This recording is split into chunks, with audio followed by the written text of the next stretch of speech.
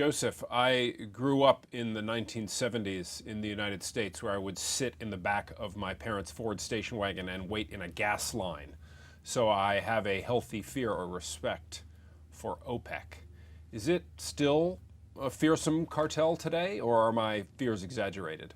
I don't want to say they've been reduced to like a Vienna hoteling convention, but given they're meeting in Vienna this week, a cartel does two things, right?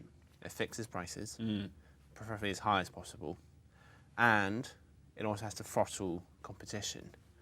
In the last sort of 4 years or so, when oil was trading on average like $100 a barrel, clearly OPEC was pretty good at fixing prices. Like Saudi, Yes. the biggest producer in OPEC, can get oil out of the ground for like under $10 a barrel.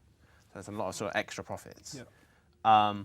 But my argument is they kept those prices too high and too stable, actually. To throttle for the too long. competition. Yeah, and that's why you get shale, that's why you get Russian production, and so on, which they are economic at quite high levels, and they are now sort of replacing OPEC in the market. Well, one theory that gets a lot of credence right now is that Saudi is changing tack quite quickly now and is now driving the price down aggressively to try to make some of those other sources of production uneconomic. Is that consistent with what we're seeing?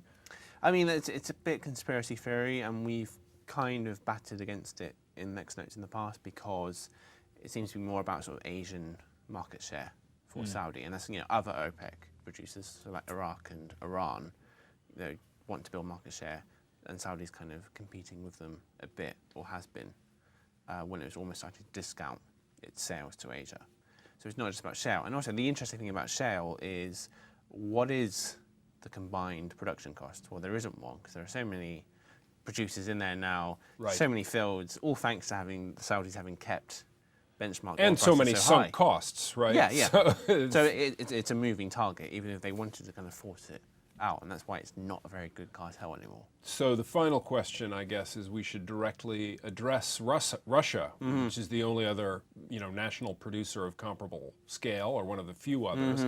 How do their strategic choices sort of interact with OPEC's strategic choices? Yeah, I mean, a badly run cartel. So one which is, no longer can really fix prices and can't throttle the competition, is a prisoner's dilemma, because everyone wants everyone else to cut production to get prices back up, but they don't want to cut production themselves because, that's where their cash flow comes from.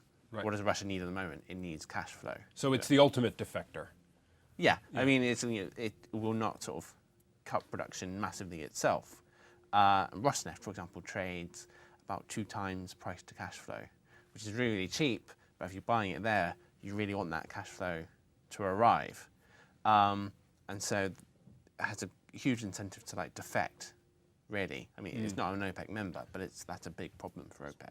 So the elephant in that hotel room in Vienna might be a bear. Thanks, Joseph.